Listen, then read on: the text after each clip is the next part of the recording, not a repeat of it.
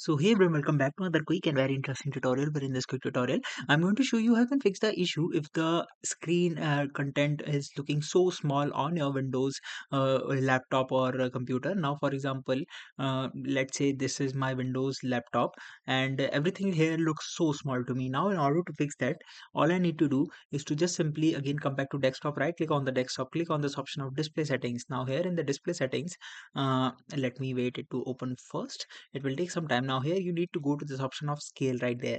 Simply click over there and here you will find multiple scale values, the 100%, the 125%, with the 150% and the 175%. I would recommend you to set it to 125%, but if it still looks very small, you can go for 150% of scale as well, and that's definitely gonna solve your issue. Alright, so that's it for this tutorial. I hope this video will be helpful for you. Make sure to hit the like button and subscribe button for more such helpful and interesting tutorials.